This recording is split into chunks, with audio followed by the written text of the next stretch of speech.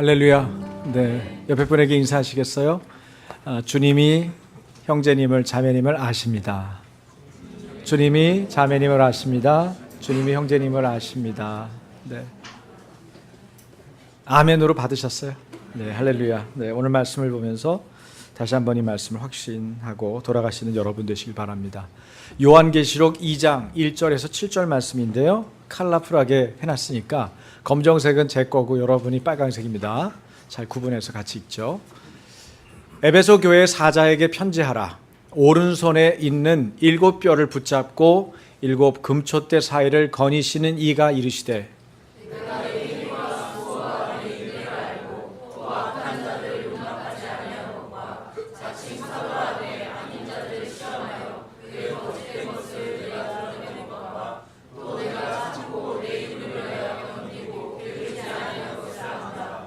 그러나 너를 책망할 것이 있나니 너의 처음 사랑을 버렸느니라. 그러므로 어디서 떨어졌는지를 생각하고 회개하여 처음 행위를 가지라. 만일 그리하지 아니하고 회개하지 아니하면 내가 네게 가서 내 촛대를 그 자리에서 옮기리라.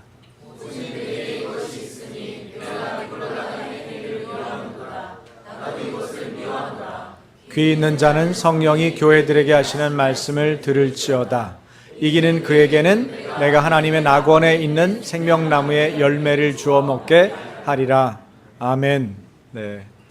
이기는 그에게는, 네, 이기는 자에게는 주님이 주시는 선물이 있죠. 편지. 자, 오늘 보는 편지는 에베소 교회 사자에게라는 말로 시작됩니다. 에베소 교회의 목회자에게 보내는 편지지만 동시에 뭡니까? 그 교회에 속한 교인들에게 보내는 편지, 교회에 보내는 편지죠. 본문은 7교회를 향한 메시지 가운데 첫 번째 편지입니다. 에베소 교회에 보내는 편지.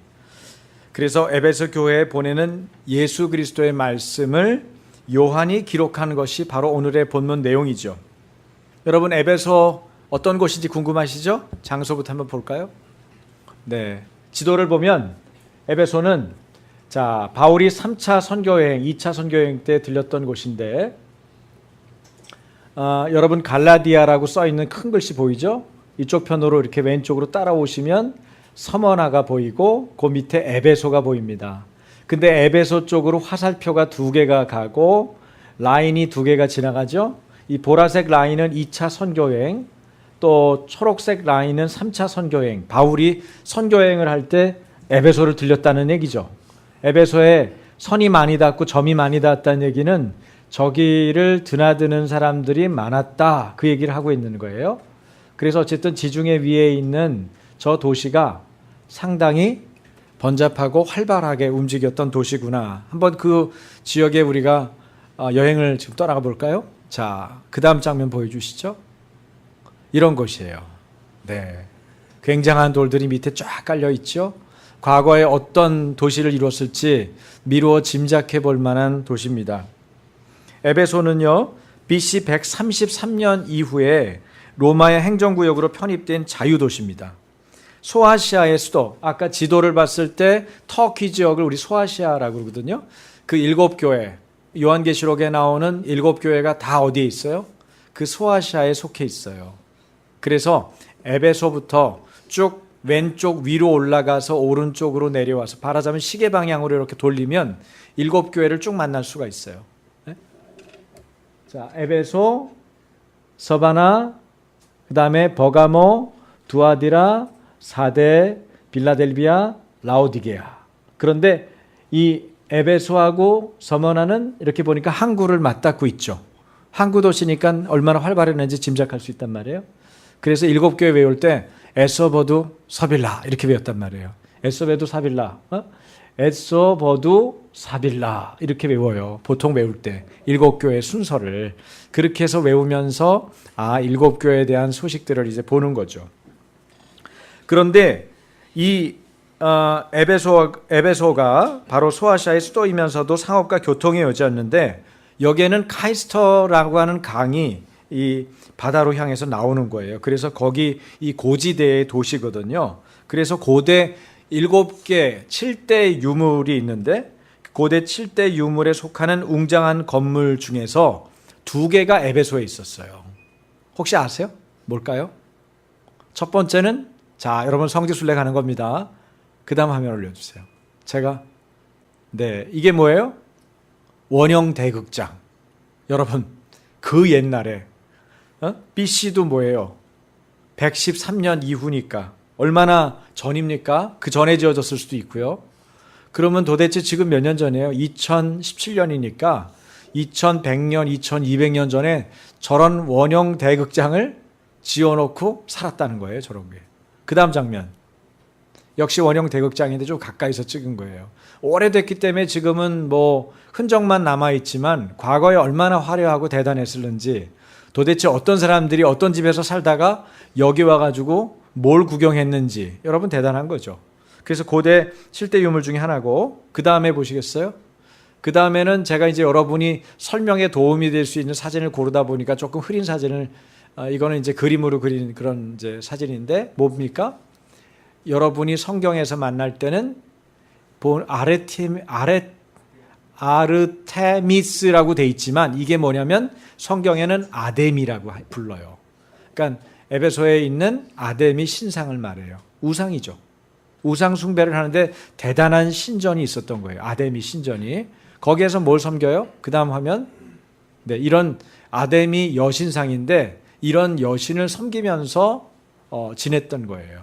그러니까 이 동네가 도대체 뭐가 어떻게 돌아가고 있는지 여러분 이런 장면들을 보면서 짐작을 해야 돼요. 바로 전사진으로 돌려주세요. 네, 그거 올려놓으시고요.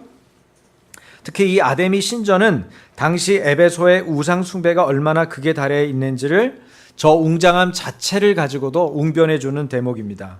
또 에베소에서는 황제 숭배도 행해지고 있었거든요. 황제를 신이라고 불러라 그랬던 그 황제들이 있어요. 그런 신으로 부르려면 숭배해야 되잖아요. 그래서 황제의 신전이 따로 있는데, 이 지역에 건축된 황제 신전들은 글라우디오나 하르디안과 세베루스 같은 황제에게 봉헌된 그런 신전들이었습니다. 그런데 이렇게 우상 숭배와 황제 숭배가 난무한 곳에 복음이 들어갑니다. 언제 들어가요? 사도 바울이 3차 선교여행을 할 때, 그때 들어가는 거예요. 사도행전 18장에 나오는 내용이죠. 그리고 거기서 바울이 약 3년 동안을, 보통 바울은 그렇게 오랫동안 머물지 않거든요. 바로바로 여행지를 돌아다니면서 복음을 전하고 또 전하고 돌아다니는데 계속 교회를 개척하는 거죠. 그런데 에베소에서만큼은 무려 3년에 걸쳐서 그곳에 머물러서 양육하고 교회를 개척하고, 그 개척한 사람들을 말씀을 가르쳐서 일꾼들을 만들고 제자를 만들어요. 눈물로 에베소 교회를 개척합니다. 그리고 죽음의 목전에 둔 그 자신의 말년 저술, 이 책을, 디모데전서 같은 게 그런 책인데, 그런 책에 보면은 그가 자기가 이제 자리를 비운 다음에 누구를 보냅니까? 그의 영적인 아들인 디모데를 보내요. 그래서 디모데가 거기서 목회를 합니다. 에베소 교회를 섬기게 되죠. 그만큼 애정이 많았던, 복음 전도자들의 애정이 많고 복음 전도할 때 전략적 요충지였던 곳이 어디예요? 에베소입니다. 또 이곳은 반모섬, 지난번에 사도 요한이 유배됐던 그 장소, 그 반모섬에 사도 요한이 유배되어 있던 반모섬에서 멀지 않은 곳이기 때문에 거기서 요한이 유배당해서 지내다가 다음 황제가 나올 때 대개 황제가 새롭게 즉위하면 유배됐던 사람들을 풀어주거든요. 그때 요한이 풀리면서 어디로 사냐? 이 에베소에 가서 살아요. 그래서 여생을 마무리하는 곳이 바로 또 에베소입니다. 그러니까 사도 요한하고도 관계가 있고 또 사도 바울하고도 관계가 많은 이런 도시가 바로 에베소다. 그런 배경을 여러분이 알고 오늘의 말씀을 좀 들으시면 좋겠죠. 여러분 1절입니다. 같이 1절 읽겠습니다. 에베소 교회 사자에게 편지하라. 오른손에 있는 7뼈를 붙잡고 7 금초대 사이를 거니시는 이가 이르시되.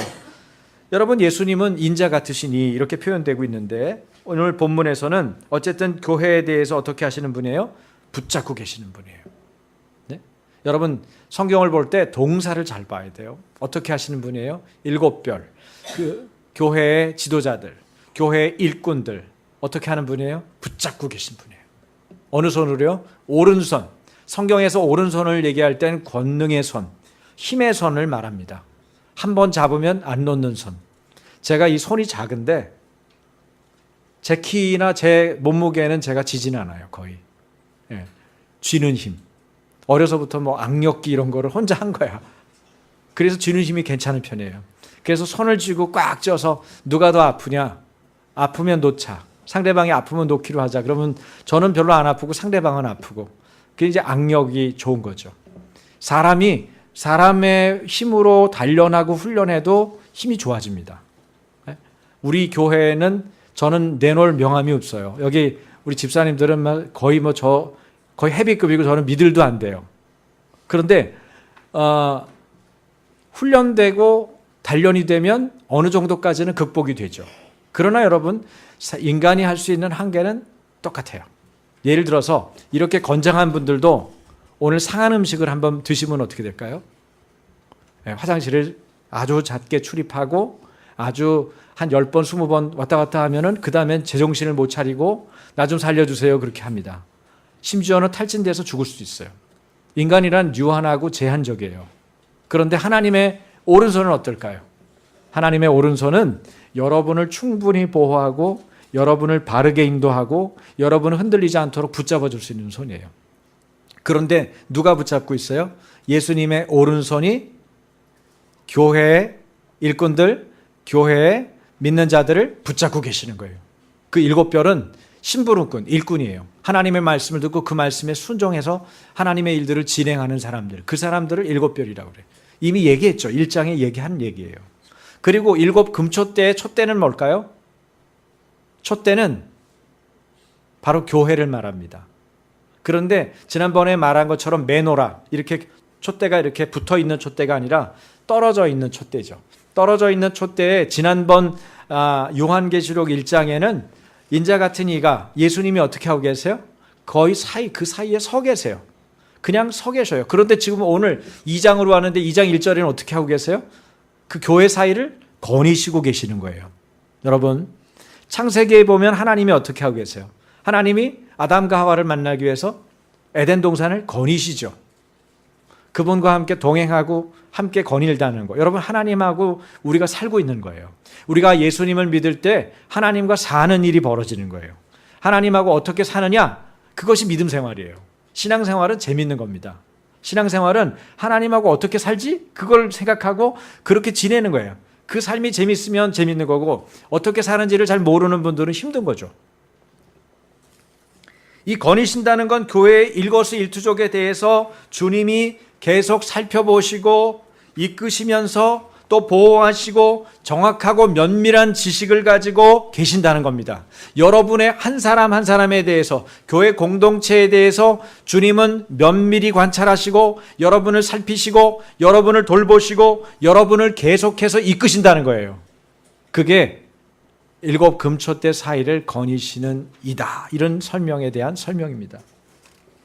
그래서 우리 주님은 우리를 다스리고 통치하시죠. 따라서 해보시겠어요? 예수님은 나를 다스리신다. 우리 교회를 살피신다. 네, 이런 믿음이 있는 것이 중요해요. 붙잡고 계시고 거니시고 계시고. 아주 단순한 것 같지만 아주 중요한 믿음이죠. 주님이 내 곁에 계시고 주님이 나를 다스리고 계시고 주님이 나에게 말씀하시고 주님은 나에게 불꽃 같은 눈으로 쳐다보고 계시고. 주님의 눈을 누가 피하겠습니까? 자, 2절입니다. 다 같이 내가 내 행위와 수고와 내 인내를 알고 또 악한 자들을 용납하지 아니한 것과 자칭 사도라 하되 아닌 자들을 시험하여 그의 거짓된 것을 내가 드러낸 것과. 우리말 성경에는 동사가 뒤에 나오는데 원어 성경 이게 뭐예요? 신약 성경이니까 헬라어로 되어 있죠. 구약 성경은 히브리어로 되어 있고요. 근데 그 헬라어로 되어 있는 신약 성경에는 원문 성경에는 뭐가 제일 먼저 나오냐면 오이다. 오이가 제일 먼저 나와요. 오이다라는 헬라어는 무슨 뜻이냐면 내가 안다 이런 말이에요. 여기 성경대로 하면 내가 알고 이렇게 말하잖아요. 이게 제일 먼저 나온다는 거예요. 안다 이 얘기부터 나오는 거예요. 오이다 이게부터 나오는 거예요. 성경에. 왜 그 얘기 안다는 얘기를 먼저 했을까? 참 이게 외국말에 대한 이해가 좀 필요한데 특별히 헬라 말에 이 동사가 먼저 나와가지고 주의를 상기시킵니다. 내가 안다! 안다! 이 얘기부터 하는 거예요. 알고 있다! 이 얘기부터 하는 거예요. 그래서 주님이 아신다는 것을 강조하는 그런 내용이에요. 주님이 그러면 경험적으로 아시느냐? 그런 건 아니에요. 만약에 경험적으로 안다면 이 헬라어에 쓰는 단어가 있어요. 기노스크라는 단어가 있어요. 경험적으로 안다. 경험적으로 아는 거는 예를 들어서 남녀 같으면은 남녀가 부부관계를 해서 서로를 알게 되는 거. 이건 기노스코라고 그래요. 그런데 여기서 알고 있다 이런 말은 오이다 이 말을 썼단 말이에요. 이 다른 말이죠. 이 말을 쓴 걸 통해서 뭘 말하냐면 주님이 불꽃 같은 눈으로 직관적으로 아신다는 거예요. 주님이 불꽃 같은 눈으로 신적인 통찰력을 가지고 아신다는 거예요. 그냥 보니까 아는 거예요. 그럴 때 있어요. 지금 여러분들도 그럴 때 있죠. 저도 그럴 때가 있어요. 저도 사람들을 보는데 그냥 그 사람이 알아지는 거야. 그냥 직관으로 알게 되는 거예요. 통찰력으로 알게 되는 거예요. 마치 하나님이 지혜를 주셔서 그냥 깨닫게 하신 것처럼 알게 되는 거예요. 살아보지도 않았는데, 만나보지도 않았는데, 지내보지도 않았는데 저 사람 기분 나쁘다. 저 사람 신선하다. 그렇게 느끼게 만드는 거죠. 그런데 하물며 불꽃 같은 눈을 가지신 주님께서 어찌 우리를 모르시겠어요? 주님은 우리를 잘 아십니다. 우리 교회 공동체를 잘 아십니다. 보이지 않는 곳의 일도 알고 계셨던 주님이 교회를 모를 리 없고 우리 한 사람 한 사람을 모를 리가 없죠. 여러분 이 얘기는요. 어떤 면에서는 아주 두려운 얘기예요. 아무도 없는 곳에 있을 때 나는 누굽니까? 그때 나는 뭘 생각하고 뭘 하고 있습니까? 아무도 모를 거라고 생각했는데 주님은 안다는 거예요. 오이다. 그렇다면 예수 그리스도께서 에베소 교회에 대해 알고 있는 사실은 뭐냐? 여기서 성경에서 구체적으로 말하는 오이다는 뭐냐? 첫 번째는 에베소 교회의 행위와 수고와 인내를 안다는 겁니다. 누가? 예수님이. 에베소 교회의 행위와 수고와 인내를 안다는 거예요. 근데 재미있는 거는 에베소 교회의 행위라고 할 때 이 행위라는 말은 여러분 그 성경의 신약 성경에 이런 말이 있죠. 사랑의 수고, 소망의 인내, 믿음의 역사. 기억나세요? 그 믿음의 역사라고 할 때 그 역사라는 말의 그 원어적인 말과 이 교회의 에베소 교회 행위라고 할 때 이 행위라는 말이 똑같은 단어예요. 똑같은 단어. 똑같은 단어인데 다른 말로 번역된 거예요.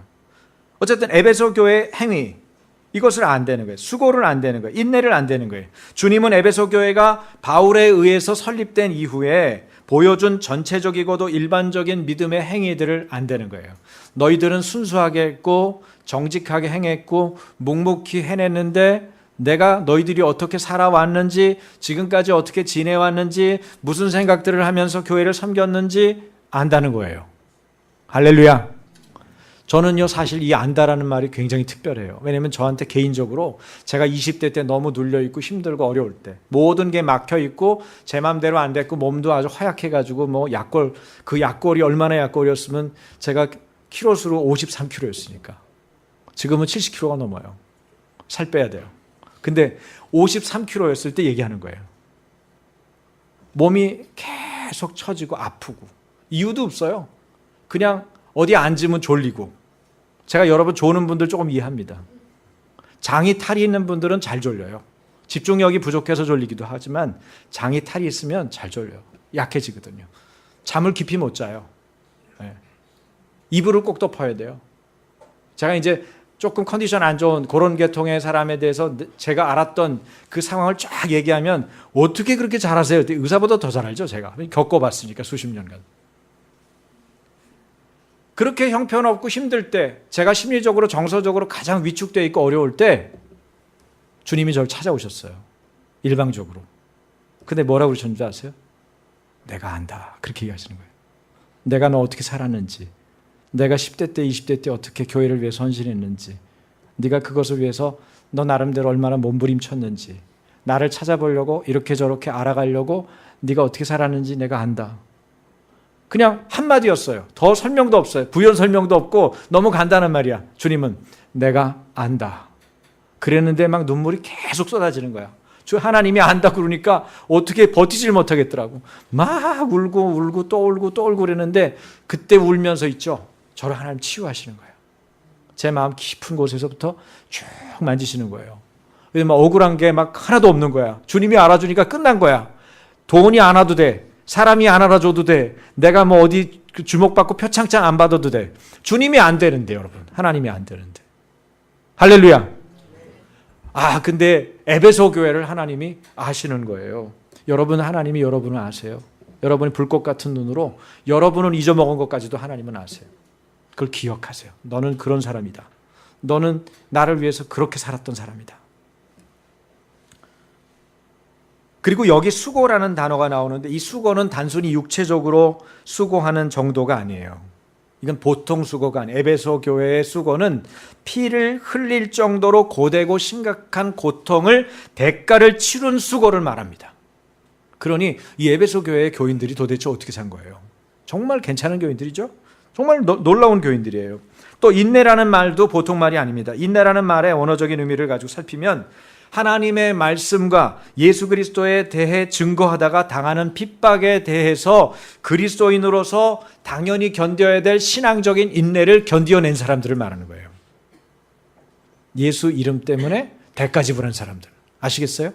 그래서 여기 행위, 수고, 인내를 안다. 이 얘기를 했을 때 이 사람들이 아마 제 생각에는 펑펑펑 울었을 거예요. 주님이 안다 그러니까. 이 편지를 받는 순간, 편지를 읽는 순간 읽는 사람도 울고 듣는 사람도 아마 울었을 거예요. 어떻게 이걸 다 알고 계시냐. 그리고 주님은 아신다는 두 번째 얘기를 하시면서 너희들이 악한 자들을 용납하지 않는 것, 악한 자들을 용납하지 아니한 것을 안다 그러셨어요. 악한 자들은 뭡니까? 여기서 악한 자들은 평소에 율법을 무시하거나 도덕성이 결여된 사람입니다. 우상 숭배하고 음행을 저지르고 남의 돈이나 물것을 빼앗고 비윤리적으로 범죄하는 그럼에도 불구하고 아무런 거리낌이 없이 자행하는 사람들, 이 사람들이 악한 자들이에요. 그런데 그런 악한 자들을 에베소 교인들이 어떻게 떼는 거예요? 적당히 안 뒀다는 거예요. 적당히 안 두고 소극적으로 대처하지 않고 어떻게 했어요? 적극적으로 출교해버렸어. 와. 그런데 주님이 이거 안다는 거예요. 그리고 이걸 칭찬해 주시는 거야. 여러분, 우리는 어떻게 생각해요? 야, 그래도 그냥 어떻게든 해봐야 되는 거 아니야? 이렇게 문제를 일으키는 사람도 어떻게든 끌고 가봐야 되는 거야? 이렇게 생각할 수 있잖아요. 그런데 단호해야 될 때 단호하게 결의하고 단호하게 정리하는 거, 이런 것을 때로는 주님이 원하신다는 것을 우리 이 본문의 말씀을 통해서 깨닫는 거예요. 결별을 선언해야 하는 일에 단호함으로 결별할 줄 아는 신앙의 태도가 중요합니다. 적당히 타협하고 혼합된 세속주의 때문에 교회가 더럽혀지는 거예요. 이것도 괜찮고 저것도 섞고 완전히 교회가 섞어찌개가 되는 거죠. 그럴 때 주님과 멀어지고 주님과 떨어지는 거예요. 여러분, 우리 안에 우리의 신앙의 순수성을 건드리는 것이 있으면 그게 뭔지를 찾아내야 돼요. 여러분의 순수한 주님에 대해서 정말 순전한, 다른 것이 섞이지 않은, 그래서 순도 100%에 가까운 그런 신앙을 건드리는 그것이 뭡니까? 그것을 찾아내야 돼요. 그것이 주님을 불편하게 해요. 주님을 괴롭게 합니다. 그런데 그것을 잘 지킨 사람들에 대해서 주님은 뭐라고 그래요? 너 그때 악한 자들과 결별한 것 내가 널 칭찬한다. 그렇게 내가 안다, 그 얘기예요. 그렇다면 악한 자들이 구체적으로 누굴까? 우리가 짐작해 볼 수 있는데 본문 6절을 참고해 볼 때 누가 등장합니까? 니골라당이라는 사람이 나와요. 니골라당은 사도행전에 보면 제자들, 집사들을 뽑았을 때 니골라라고 하는 헬라어를 쓰는 집사가 하나 나와요. 그러니까 이방인이죠. 히브리인이 아니에요. 그런데 집사 중에 니골라라고 하는 사람을 뽑아요. 그래서 그 사람들을 추종했던 무리가 아니냐 이렇게 추정하기도 하지만 어쨌든 그런 추정하는 거는 저는 잘 모르겠고, 니골라당은 특징이 있는데 발람이라고 하는 거짓 선지자죠. 잘못된 선지자. 발람이나 그를 추종하는 자들. 이거는 설명은 나중에 다른 본문이 있을 때 설명이 될 거예요. 이세벨이나 그녀를 추종하는 자들과 공통적인 특징을 지닌 자들입니다. 이 사람들은 어떤 일을 합니까? 우상의 제물을 거리낌 없이 먹어요. 그리고 행음하게 만들어요. 그런 것에 주체예요. 여러분, 신전에 가면 신전에 여사제들이 있는데 여사제들이 그 우상 숭배를 섬기는 여사제들은 어떤 짓을 해요? 남자들이 오면 그냥 제사만 드리는 게 아니고 몸을 섞죠. 그게 제사 중에 하나예요. 우상숭배의 신전에서 벌어지는 음행이에요. 이런 일들을 벌였던 그런 이들을 니골라당이라고 해요. 니골라당의 정확한 기원은 이견이 있지만 우리가 그들의 행태만큼은 분명하게 알 수 있어요. 성경에 기록되어 있기 때문에. 백성들을 미혹해서 사단의 하수인, 사단의 종노릇하게 만드는 이단, 그러니까 사단에게 끌고 가는 이단이죠. 아마도 그들은 우상 제물을 취식할 뿐 아니라 우상 숭배를 허용했고 또 도덕 폐기론을 주장했어요. 야, 꼭 도덕적으로 산다고 되는 게 아니고 몸은 더러워도 영만 깨끗하면 된다. 뭐예요? 이원론주의죠. 예? 영지주의자들이죠. 영지주의자들의 일파라고 우리가 볼 수 있어요.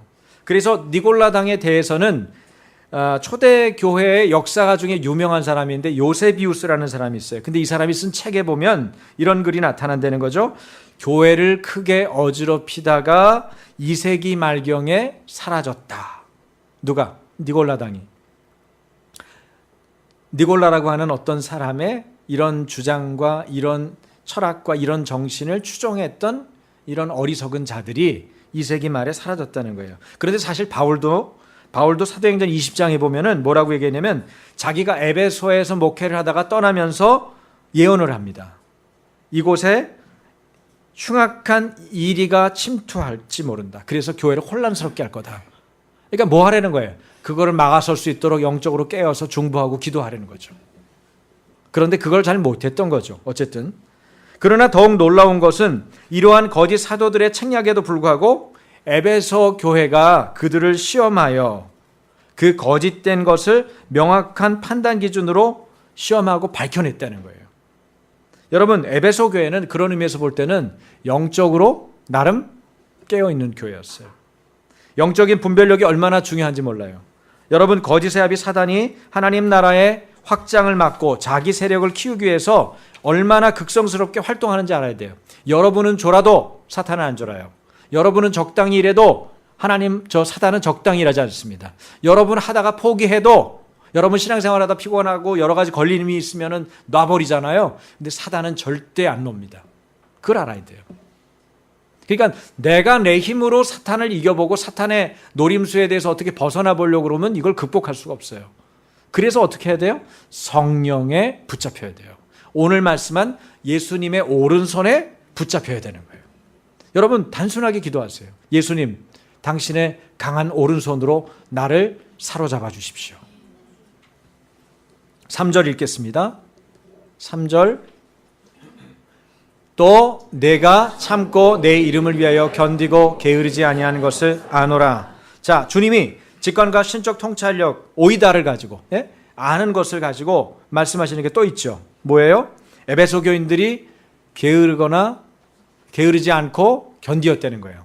무엇 때문에? 예수님의 이름 때문에.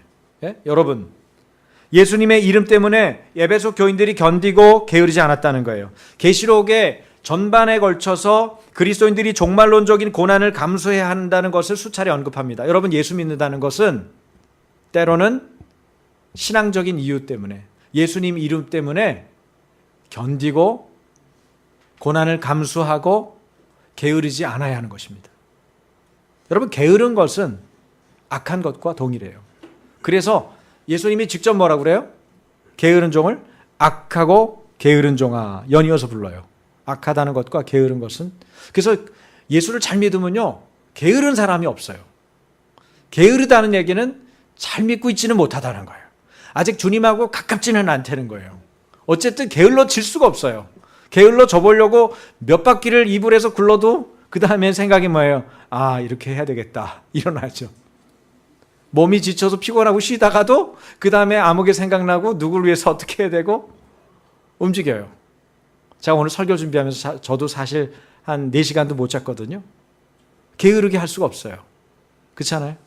여러분이 일주일에 한 번 설교 듣고 목사라고는 기껏 해봐야 주일날 말씀 선포하는 게 전부인데 이 말씀도 제대로 요리를 못해? 제가 얼마나 부담이 크겠어요. 여러분이 매일 나오면 제가 얼마나 편할지 모르겠어. 그냥 원고만 들고 나가서 대충 해도 될 것 같아. 그때 주시는 감동을 따라서. 그럴 수 없잖아요. 오늘만 시간 되시는 분이 많죠. 오늘만 말씀을 들어야 되는 분이 많죠. 그러니까 제 입장에서는 여러분에게 오늘 제대로 된 요리를 못하면은 하나님 제대로 된 요리가 안 되면, 이분들이 말씀을 못 먹으면 어떻게 해야 돼요? 배고파서 굶어 죽으면 어떻게 하죠? 그 부담이 저 안에 있어요. 정당한 부담이라고 생각하고 이 부담이 여러분에게 말씀을 전해야 되는 사명자로서 잘 감당할 수 있도록 여러분이 반드시 꼭 기도해 주셔야 돼요. 이건 쌍방적인 거기 때문에 말씀을 전하는 자와 듣는 자가 어쨌든 이긴 자가 돼서 하나님 나라에 입성하는데 세상으로부터 가해지는 환난에 대한 인내가 얼마나 신앙인에게 필수적인 덕목인지 여실히 보여주고 있는 것이 요한계시록입니다. 신앙인에게 여러분 어떤 덕목이 필요합니까? 보통 얘기하면 사랑이요, 믿음이요, 소망이요 이렇게 말하는데 요한계시록은 분명하게 말해요. 사랑이요, 믿음이요, 소망이요 플러스 인내요. 이거를 요한계시록 내내 강조하고 있어요. 여러분 신앙인에게 있어서 인내는 너무나 중요해요. 뭐 때문에? 예수님의 이름 때문에 견디는 것입니다. 때로는 고난을 감수하는 것입니다. 그런데 이러한 고난에 대한 감수는 단순히 교회 존립이나 교회의 명예를 위한 게 아니에요. 예수 그리스도의 이름 때문에 그러는 거예요. 본서를 기록하고 있는 사도 요한도 그랬어요. 이 사도 요한도 하나님의 말씀과 예수 그리스도의 증거를 위해서 반모섬에 유배를 당했어요. 그 늙은 나이에. 그 처지가 얼마나 딱하겠어요. 내가 교회를 위해서 충성했고 예수님 사랑하느라고 평생을 살았고 복음을 전하느라고 이렇게 살았는데 결국은 반모섬이 유배냐? 이렇게 생각하고 원망하는 마음으로 주님 이럴 수 있습니까? 그리고 늙어가면서 죽을 수 있죠. 그러나 그는 그렇게 살지 않았어요. 에베소 교회뿐 아니라 현재의 교회와 오고 오는 모든 교회가 바로 신앙인으로서 감수하고 감당해야 될 모습이 바로 인내입니다. 놀라운 것은 에베소 교인들이 초대교회 사도들이 자신들이 당하는 핍박이나 고난을 오히려 마땅하게 여기고 기뻐하며 감당했듯이 예수 그리스도의 이름을 위한 고난을 감수함에 있어서 에베소 교인들이 조금도 피곤해하거나 낙심한 적이 없었다는 내용이 이 원어적인 설명으로 이 내용들을 풀면 나오는 거예요. 어떻게 그럴 수 있었을까요? 어떻게? 피곤할 때도 있고 낙심할 때도 있었을 텐데 어떻게? 에베소 교회는 예수 그리스도의 신적 통찰력으로 살펴볼 때 수고와 인내로 점철된 행위와 악한 자들을 용납지 않고 자칭 사도라 하는 자들을 시험하여 거부하고 예수 그리스도의 이름을 위해 고난 가운데 인내하는 등 탁월한, 정말 다른 교회가 따라가기 어려울 만큼의 탁월한 모범을 보인 그런 교회입니다. 그런데 이런 미덕을 가진 에베소 교회에 대한 주님이 칭찬하고 격려하는 이 훌륭한 점들이 많았음에도 불구하고 에베소 교회를 주님이 그 다음에 뭐라고 그러세요? 주님이 책망하고 권면할 만한 치명적인 약점에 대해서 이야기하십니다. 그렇다면 에베소 교회가 주님으로부터 책망을 면치 못한 이유는 또 뭘까요? 여러분 그 얘기가 4절에 있어요. 4절 같이 읽겠습니다. 다 같이. 그러나 너를 책망할 것이 있나니 너의 처음 사랑을 버렸느니라. 에베소 교회가 세워질 당시에 주님에 대한 처음 사랑과 지금 행위와는 차이가 있다는 거예요. 처음 교회가 세워질 때 그들은 자발적으로 하나님 가까이 가려는 마음을 가지고 있었습니다. 모든 일에서 주님을 기쁘시게 하려는 마음이 마음 중심으로부터 샘솟았습니다. 그런 마음은 항상 신선하고 새롭게 반짝였습니다. 새로운 세계를 발견한 기쁨과 열정이 언제나 타올랐습니다. 그러나 지금은 이단들과의 오랜 싸움 속에서 그 정열이 시들고 사고 들어간 것입니다. 에베소 교회는 수고와 인내로 드러나는 특출하고 탁월한 행위로 주님께 칭찬받은 교회였음에도 불구하고 첫사랑을 잃어버린 모습을 가지고 있는 것입니다. 누구와의 첫사랑이에요? 예수님과의 첫사랑을 잃어버린 거예요. 주님과의 관계에 금이 가기 시작한 것입니다. 오랜 내부 문제, 이단들과의 싸움이란 문제를 마무리하는 데 마음을 쏟다가 신학적으로는 여러분 정확하고 엄격합니다. 윤리적으로는 도덕적이고 준엄합니다. 교회 공동체로서 아주 견고하게 확립하려는 그의 에너지는 굉장합니다. 그런데 문제는 뭐예요? 첫사랑이 식어버렸단 말이에요. 주님과. 기독교 신앙이 점점 지식화만 돼가는 거예요. 그러면 어떨까요? 딱딱해져요. 여러분 진리는 가득한데 사랑이 없는 교회는 특징이 뭔지 아세요? 아주 두려운 것입니다. 건조하고 딱딱합니다. 언제 알 수 있어요? 밥 먹을 때 밥 잘 안 먹습니다. 빨리 일어납니다. 우리 교회 밥 잘 먹나요? 할렐루야. 그러면 우린 사랑은 안 잃어버린 거예요. 사랑을 잃어버리면 밥 잘 안 먹어요. 교인들이 그냥 갑니다. 바쁘다고 그래요. 할 일이 있다고 그래요. 그 다음 스케줄이 있다고 그래요. 계속 그렇게 말하는 사람들이 많은 교회는 뭐의 특징이? 네? 사랑이 없는 거예요. 사랑이 식은 것입니다. 일단 밥 잘 먹는 거에 우리는 플러스가 된 거예요. 그러나 그걸로 만족하면 안 되겠죠. 내가 주님과의 관계에서 첫사랑을 그대로 유지하고 있는지 여러분 각자가, 우리 교회 공동체가 물어보면서 확인해야 돼요. 여러분, 기독교 신앙이 지식화되고 교리적으로 돼가고 있는 거예요. 에베소 교회는 진리를 사수하는 교회로 이단들하고 싸우다가, 이란들하고 대적하고 싸우다가, 진리를 밝히다가, 진리의 횃불을 들다가 사랑이 식어버린 거예요. 첫사랑을 놓쳐버린 거예요. 사랑의 중심을 잃어버린 교회가 된 겁니다. 어느 순간 그리스도의 신부로서 생명처럼 지켜야 하는 그 사랑을 잃어버린 거예요. 뭐예요? 주님과의 이혼 위기에 처한 거예요. 실제로 여기서 버렸다라고 하는 단어가 법정 용어입니다. 이혼을 할 때 사용하는 단어를 여기다가 헬라어로 넣은 거예요. 여러분, 성경은 굉장히 정확한 말씀이에요. 그 단어 하나가 왜 이 단어를 먼저 넣었냐? 왜 이 단어가 먼저 나왔냐? 왜 이 단어로 시작했냐? 알아보면 알아볼수록 점점 놀래. 신학자들도 놀래요. 도대체 이건 사람이 쓸 수 없는 책이다. 그렇지 않고서는 어떻게 이렇게 정확하게 표현하고 어떻게 분명하게 제시하냐. 주님과의 이혼 위기에 처한 거예요. 그렇기 때문에 에베소 교회에 있어서 가장 절실하고 본질적인 필요는 뭡니까? 무엇보다도 주님과의 첫사랑이 회복되는 것입니다. 첫사랑이 회복돼야 돼요. 자, 5절입니다. 다 같이. 그러므로 어디서 떨어졌는지를 생각하고 회개하여 처음 행위를 가지라. 만일 그리하지 아니하고 회개하지 아니하면 내가 네게 가서 내 촛대를 그 자리에서 옮기리라. 주님은 문제를 진단하시고 나서 처방을 또 주시죠. 얼마나 감사해요. 왜 그럴까요? 처방 준다는 얘기는 희망이 있다는 거예요. 할렐루야. 여러분이 어떤 문제가 터져서 주님께 고개도 못 들고 있는데 주님이 처방을 말씀하셨다. 문제를 지적하시고 나서 처방을 말씀하셨다. 뭐예요? 희망이 있는 거예요. 야단 맞을 때는 아직 희망이 있는 겁니다. 주님은 3단계 처방을 얘기하셨어요. 처음 사랑, 첫사랑을 잃어버린 우리도 반드시 들어야 되는 가르침인데, 첫째는 뭡니까? 어디서 떨어졌는지 떨어진 것을 생각하려는 거예요. 어디서 떨어졌는지 떨어진 것을 생각하려는 거예요. 여러분 어떻게 해요? 여러분이 패스포드를 잊어먹고 어디다 놓고 왔다든지, 요새는 많이 잊어버리는 게 뭐예요? 휴대폰을 어디다 흘리면 여러분은 어떻게 하세요? 역추적하면 되죠. 내가 어디를 거쳐서 왔더라? 물론 어디서 떨어뜨렸는지 바로 알면 글로 가면 돼요. 그런데 어디다 떨어뜨렸는지는 모르는데 여러 군데를 들렸으면 어떻게 해야 돼요? 역추적해야죠. 어디부터 돌았지? 그죠? 갔던 곳을 쫙 그대로 가는 거예요. 그러면 생각이 날 수도 있어요. 놓고 왔던 그 현장에 갔을 때 내가 거기다 놨지? 그리고 찾을 수도 있고, 안 그러면 추적하는 가운데 떨어져 있는, 나도 모르게 흘려가지고 떨어뜨린 것을 찾을 수도 있어요. 역추적하면 돼요. 여러분 신앙생활에서 문제를 푸는 방법도 역추적하십시오. 여러분이 언제까지는 괜찮았는지 쭉 따라 올라가는 거예요. 거꾸로. 그리고 어디서 그게 생겼는지를 찾아내는 겁니다. 여러분, 문제를 푸는 방법 중에 가장 좋은 방법은 언제나 자신의 문제에 직면하는 겁니다. 나중에 지금 복잡하다. 그 생각하면 머리가 아파. 나중에. 그 문제를 왜 지금 해? 됐어. 여러분, 문제를 직면하지 않고 피해가고 도망가는 사람이 있어요. 문제가 생길만 하면 도망가. 문제 나올 것 같아. 도망가자. 이렇게 생각해서 문제를 계속 피해가면, 그러면 그때는 넘어가지만 도무지 피할 수 없는 일이 닥쳤을 때는 어떻게 할 거예요?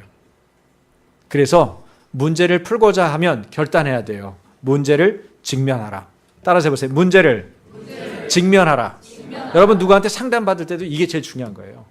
문제를 직면해야 돼요. 그래서 어떤 분은 상담받으러 와가지고는 50분 동안 딴 얘기해. 옆집 얘기, 앞집 얘기, 뒷집 얘기 쭉 하다가 그 다음에 이제 내가 10분 있으면 일어나야 되는데, 목사님 사실은 이 얘기를 드릴게요. 굉장히 중요한 얘기를 맨 마지막에 50분 딱 되는데 그때 다 꺼르는 거야. 그거 어떻게 하라는 얘기예요, 저더러. 10분 남았는데. 그러니까 숙제를 풀려면 급해. 그래서 상담을 많이 해보면 초반에 중요한 문제를 빨리 꺼낼 수 있도록 이야기를 잘 풀어가는 게 좋은 상담가예요. 앞에서 꺼내주는 거 빨리 꺼낼 수 있는 사람이 괜찮은 상담 분위기를 만든 거예요. 그때가 안 되면 또 만나야죠. 그래서 상담을 여러 차례 만나더라도 그 분위기가 형성될 때까지 가져가는 거예요. 두 번째는 회개하는 것입니다. 회개하는 거예요. 세 번째는 처음 행위를 가지는 것입니다. 이렇게 3단계 처방을 내려주셨어요. 어디서 떨어졌는지 떨어진 것을 생각해라. 그 다음에 회개해라. 처음 행위를 가지라. 가장 먼저 되어야 할 일이 뭡니까? 이것은 하나님에 대한 사랑에서 멀어져 있는 자신의 상태를 자기가 인정하고 본래 자리가 어디쯤이었는지를 생각하는 거예요. 그런데 여기 생각하고라는 말도 이게 번역된 말이기 때문에 한계가 있어요. 이 생각하는 거는 그냥 한번 생각해 보자. 그거 아니에요. 한번 생각해 보고 아니면 말고. 그게 아니에요. 이 생각은 계속해서 생각하는 걸 말하는 거예요. 어디서 떨어졌지? 어디서? 여러분이 세상에서 가장 귀한 거를 잃어버렸을 때 그것을 다시 찾아내려고 추적하는 것처럼 마치 여러분이 어떤 그 사설 뭐라고 그래야 되나요? 네, 사설 탐정원이 누군가에게 도움을 주기 위해서 또 상당한 돈을 받고 그 일을 해가지고 그 일을 반드시 성취해야 되는 것처럼 또 생각하고 또 생각하는 거예요. 뭐에 대해서? 자기가 주님에게 언제 떨어졌는지, 주님과의 거리감이 어디서 떨어졌는지를 생각하는 거예요. 반복해서. 한번 생각하고 말아서는 처음 사랑으로 돌아갈 수가 없어요. 많은 사람들이 실패하는 포인트가 어디예요? 한 번 생각하는 거예요. 몇 번 생각하다 포기하는 거예요. 지속하는 것이 중요합니다. 모든 일의 능력은, 따라서 해보세요. 모든 일의 능력은 반복하고 지속하고 일관성 있게 하는 거다. 그런 사람이 무서운 거예요. 똑같은 일을 여러분이 10년간 해보세요. 어떤 일이든. 그럼 여러분을 대단하게 봅니다. 20년 해보세요. 뒤에 쫓아옵니다. 30년. 사람들이 줄 섭니다. 저도 따르게 하여 주옵소서. 그게 어떤 일이라도. 그런데 하물며 주님으로부터 떨어진 것을 생각하는 일을 여러분이 반복하고 지속하고 일관성 있게 하면 어떤 일이 벌어질까요? 문제 해결됩니다. 그것만으로도 해결의 길을 볼 수 있어요. 피상적인 생각이 아니에요. 거듭 사려 깊게 생각해야 돼요. 두 번째는 자신의 추락 지점을 계속적으로 반추하는 과정을 거친 교회, 또 우리 교인들은 회개해야 하는 것입니다. 회개해야 돼요. 이 회개한다는 말은 메타노에오라는 말인데 죄에 대한 생각을 깊게 함으로 즉각적이고 철저한 회개를 하는 것을 말하는 거예요. 어떻게 해요? 즉각적이고 철저한 회개를 하는 거예요. 즉각적인 거는 빨리 순복하는 거예요. 하나님 잘못했어요. 죄를 깨닫는 순간 바로 그 자리에서 바로 기회를 만들어서, 그래서 뭐라고 표현해요? 경건한 사람은 무릇 기회를 타서, 그러는 거예요. 성경에서. 기회를 탄다는 건 기회를 안 놓치는 거예요. 기회라는 걸 얘기할 때 여러분 재미있는 그림을 제가 하나 연상시켜드려요. 대머리인데 머리가 뒤쪽은 길어. 그런데 앞에서 탁 놓치는 거죠. 그래서 잘 잡아야 돼. 한 번에 잡아야 기회가 지나갈 때 잡는 거예요. 근데 기회를 놓쳐버리면 못 잡는 거예요. 그러니까 기회를 타야 돼요. 어떤 기회? 회개할 기회를 타는 거예요. 주님과의 관계를 회복할 기회를 타는 거예요. 그것이 오늘 이 예배 중에 여러분 이 순간인지 누가 할 거예요?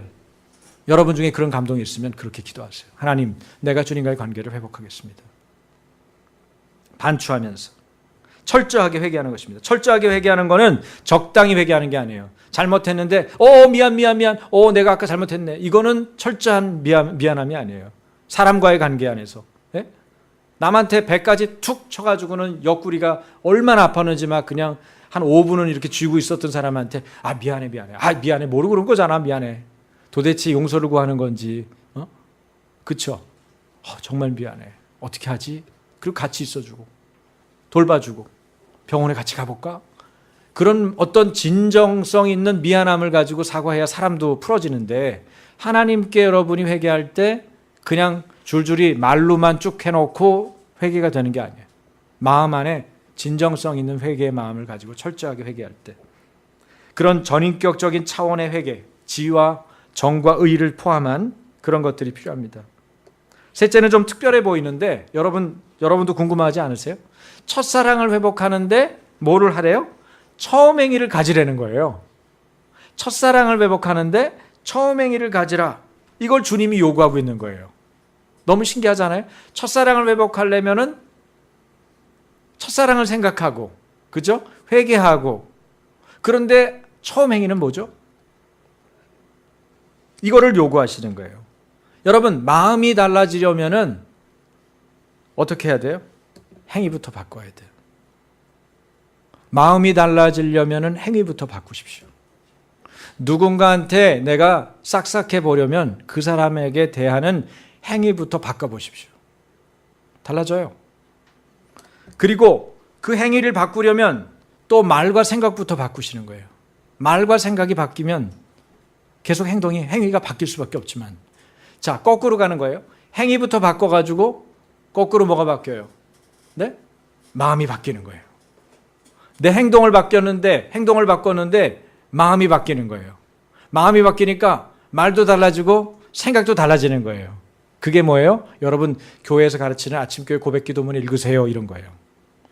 고백기도문 읽었는데 내 기분이 좋아지기 시작하는 거야. 이거 그냥 시키는 대로 했을 뿐인데 행위를 바꿨는데 생각이 바뀌는 거예요. 말도 달라지는 거예요. 자존감도 달라지는 거예요. 이런 게 아주 특징적이죠. 여러분, 처음 행위를 가지라고 그럴 때 주님이 요구했다는 것을 기억하세요. 무조건 행위부터 고쳐서 해보십시오. 냉랭해져 버린 첫사랑이 철저한 회개의 결과로 드러나는 것입니다. 이 말씀은 여러분 경고이지만 또한 기회입니다. 회개가 없다면 촛대는 옮겨지는 거예요. 그게 이 말씀이죠. 내 촛대를 그 자리에서 옮기리라. 근데 촛대가 뭡니까? 촛대는 처음부터 말씀드렸지만 에베소 교회를 말해요. 에베소 교회에는 누가 속해 있어요? 에베소 교인들이 속해 있죠. 만약에 촛대를 우리 교회라고 얘기한다면 우리 교회의 공동체만을 얘기하는 거, 우리 교회 한 사람 한 사람을 또한 말하는 것이기도 해요. 그런데 주님과의 첫사랑의 관계를 상실해버리면 촛대를 옮기겠다는 거야. 그럼 촛대가 이동되는 건가요? 아니요. 여기서 옮긴다는 말의 본 뜻은 이동이 아니에요. 제거입니다. 제거. 예? 요한복음 15장에 보면 여러분 어때요? 가지에 붙어 있지 않은 자, 그래서 말라버린 가지들, 주님께 붙어 있지 않아서, 포도나무에 붙어 있지 않아서 말라버린 가지들 어떻게 한다 그래요? 네? 불살라버려요. 여러분 무섭지 않아요? 굉장히 주님은 따뜻하고 자비하고 긍휼이 많고 사랑이시고 그런 것으로 우리가 알고 있지만 동시에 결정적인 순간에 주님이 얼마나 단호한지를 여러분 아셔야 돼요. 얼마나 단호한지, 심판에 있어서 얼마나 단호하신지. 불살라버려요. 여러분, 주님의 심판은 무서운 거예요. 그래서 우리가 하나님이 두렵고 떨리는 마음으로 믿어야지 너무 가볍고 함부로 믿는 거는 아니에요.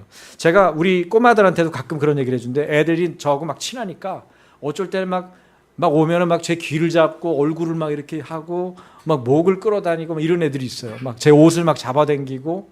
예. 놀 때는 여러분 방해하지 마세요. 상관없어요. 무슨 짓을 해도 전 좋아요. 애들하고 너무 친밀하게 지내는 게 그게 행복해. 그런데 가만히 앉아서 내가 지금 다른 사람하고 얘기하고 있는데 그렇게 하는 거예요. 그럼 제가 그 아이한테 이렇게 해요. 이거는 무례한 거야. 목사님은 무례한 건 싫어. 친한 건 좋은데 무례한 건 싫어. 이렇게 하는 거는 안 돼. 만지려면 목사님한테 물어보고 만져야지. 네가 잡아당기려면 나한테 물어보고 잡아당겨야지. 그렇게 하면 안 되는 거야. 무례한 것과 친한 것은 경계선이 있어요. 사랑은 무례히 행치 않는 거죠. 여러분, 가까운 사람들이 친하다는 이유로 무례한 사람에 대해서 얘기해야 돼요. 난 너하고 친하고 싶은 거지 무례한 것을 오가고 싶은 생각이 없어. 그건 그렇게 하지 않았으면 좋겠어. 분명하게 아이들이든 누구든 얘기를 해줘야 돼요. 그래야 질서 있고 품위 있게 자라죠. 질서 있고 품위 있는 사람으로 있을 수 있어요. 여러분, 여기서 옮긴다는 말은 이동이 아니라 제거입니다. 끊어지는 거예요. 불살라버리는 거예요. 예수 그리스도의 처방을 수용하지 않을 경우 그 교회를 역사에서 아예 지워버리시겠다는 의미입니다. 이단을 몰아내는 등 정통교리에 입각한 교회이지만 교회의 본질, 첫 사랑, 처음 사랑, 주님과의 관계를 잃어버린다면, 그리고 회복하지 않는다면 차라리 역사에서 지워버리고 말겠다는 것이 예수 그리스도의 교회에 대한 태도입니다. 사랑은 교회의 본질이고 생명이기 때문입니다. 여러분 6절이죠? 6절 같이 읽겠습니다. 오직 내게 이것이 있으니 내가 니골라당의 행위를 미워하는도다. 나도 이것을 미워하노라. 제가 니골라당 얘기를 아까 했습니다마는 에베소 교회는 여러분 이런 의미에서 충분히 변화할 수 있는 잠재력을 지니고 있는 교회라는 얘기예요. 왜 이렇게 자세하게 처방까지 내려주시겠어요? 네가 고치고 나하고 관계를 회복하자. 주님은 이런 의도예요. 여러분 여기서 하나님의 마음을 느껴야 돼요. 예수님의 성품과 마음을 느껴야 돼요. 성경에서 예수님이 나에게 어떻게 다가오시는지를 느껴야 돼요. 에베소 교회 교인들과 예수님의 일치된 태도는 니골라당의 행위를 미워한다는 점입니다. 니골라당이 어떻길래요? 우상의 제물을 아무 데서나 먹고 거리낌 없이 먹고 행음하게 만드는 주체가 니골라당이에요. 여기서 행음이라는 건 육체적인 결합만을 말하는 게 아니에요. 여러분 문화적으로 젖어 들어가는 거, 이건 무서운 거예요. 정신세계가 그냥 그 사람 거가 되는 거, 이건 무서운 거예요. 주님이 그렇게 말씀하지 않고 그렇게 끌고 가지 않은데 그냥 자기 정신을 내주는 사람들이 있어요. 정신은 괜찮아. 정신 내가 뭐 나쁜 짓 했나? 생각으로만 나쁜 생각을 했을 뿐이야. 뭐 괜찮은 거 이런 거 봐도 돼. 아이 다른 사람도 다 보잖아. 여러분 그러면 몸만 주님께 드리고 여러분의 삶은 주께 드린 게 아닌 것입니다. 영과 육과 혼이 유기체적으로 주님께 드려져야 되는데 전인격을 주님 앞에 드리지 않고 어떻게 하나님 나라에 들어갈 수 있겠어요?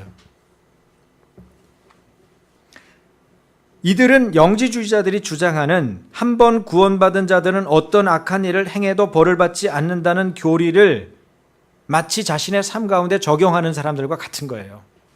한 번 구원받았으니까 무슨 일을 저질러도 결국은 구원받을 거야. 악한 일을 해도 벌 받지 않아. 여러분 이것이 뭡니까? 백성들을 미혹해서 사단의 하수인으로 만드는 이단이죠. 그게 니골라당이에요. 이들을 미워한다. 이거는 가능성이죠. 에베소 교회는 니골라당을 미워한다는 거예요. 주님도 미워하시는데. 여러분 예수님이 미워하는 걸 미워하는 것이 신앙생활이에요. 예수님이 좋아하는 것을 좋아하는 것이 신앙생활이에요. 예수님이 관심 갖는 것을 관심 갖는 게 신앙생활이에요. 예수님이 주목하는 것을 주목하는 게 신앙생활이에요. 예수님과 같은 길을 가는 것이 신앙생활입니다. 처음 사랑이 어디서 떨어졌는지를 생각하고 회개하여 처음 행위를 가지라고 말씀하고 있는 거예요. 7절입니다. 다 같이 귀 있는 자는 성령이 교회들에게 하시는 말씀을 들을지어다. 이기는 그에게는 내가 하나님의 낙원에 있는 생명나무의 열매를 주워 먹게 하리라. 예수 그리스도의 말씀이 성령의 말씀임을 보여주죠. 귀 있는 자는 성령이 교회들에게 하시는 말씀을 들을지어다. 지금은 예수 그리스도께서 요한을 통해서 말씀하시는 건데 지금은 또 여기 본문의 7절은 성령이 교회들에게 하시는 말씀을 들을지어다. 그러는 걸 봤을 때 성령이 말씀하시는 것과 예수님의 말씀은 같죠. 각각의 교회에 보내는 역사적이고 구체적인 메시지가 모든 교회들에게 보편적으로 적용될 수 있는 것을 밝히기 위해서 여러분 여기에 해당되는 단어가 하나 있어요. 그게 뭐예요? 교회들입니다. 분명히 에베소 교회에 보낸다고 그랬잖아요. 그런데 왜 7절에 교회들이라고 말하는 거예요?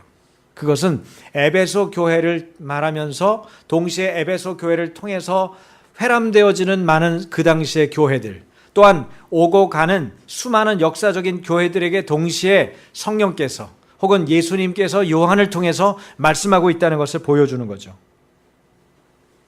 에베소 교회에 보냈지만 회람되어야 하고 오고 가는 교회들이 들어야 하는 말씀이라는 의미죠. 마지막으로 성령을 통해서 모든 교회에게 주어지는 예수 그리스도의 직접적인 말씀은 이기는 그에게는 약속이 있다는 거예요.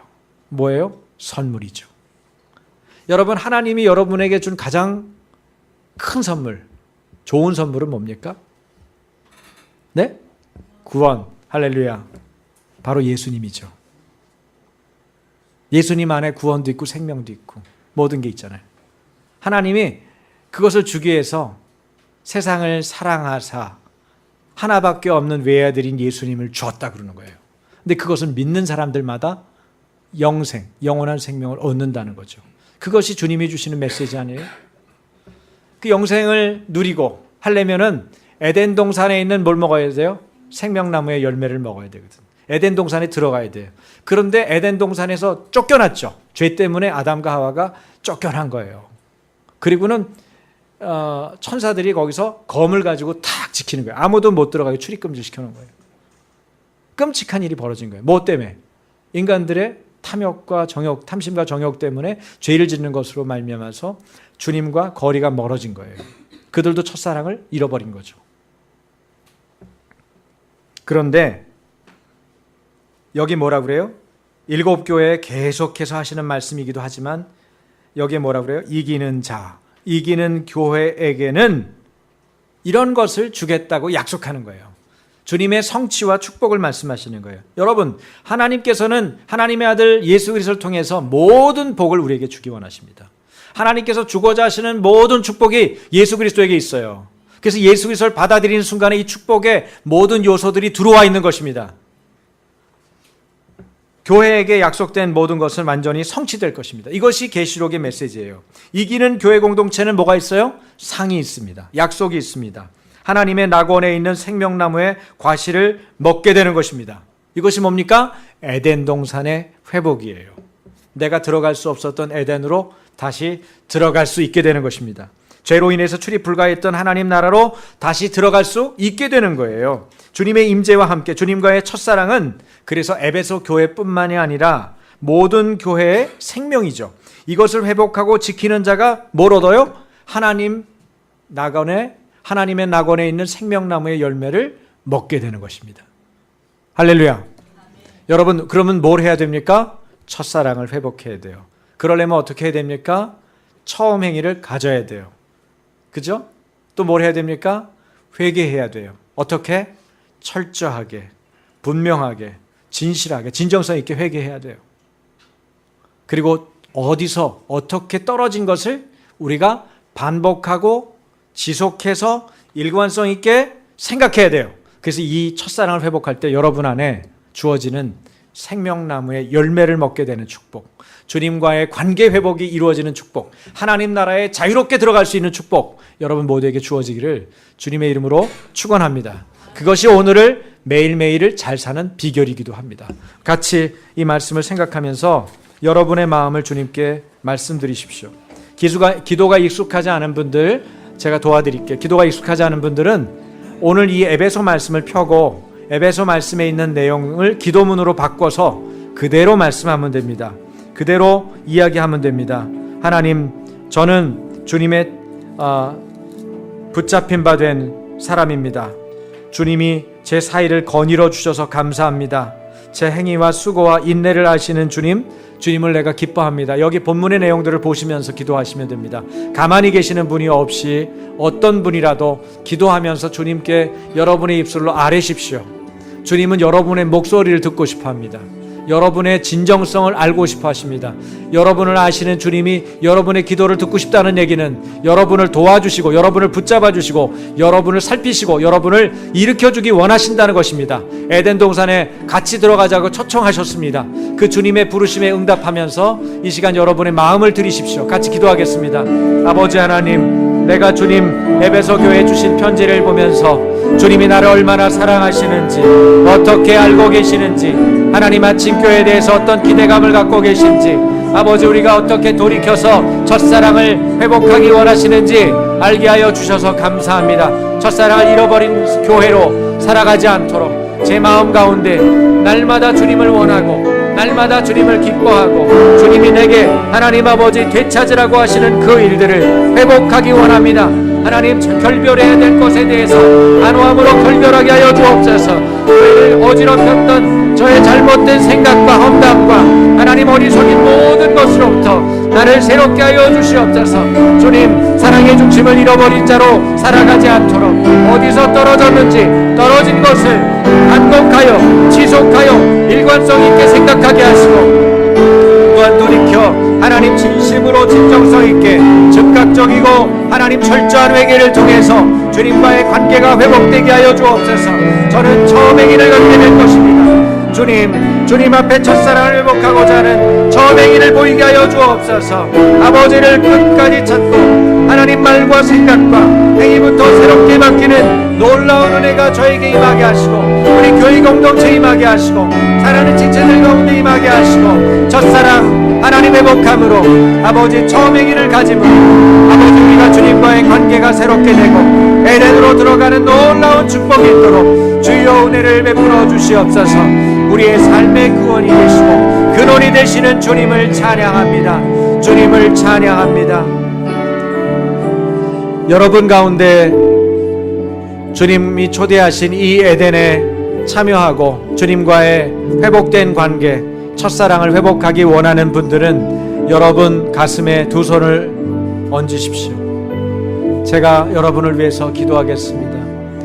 하나님 아버지, 이 시간 첫사랑을, 주님과의 첫사랑을 회복하기 원하는 하나님의 자녀들이 가슴에 손을 얹고 주님 앞에 요청드립니다.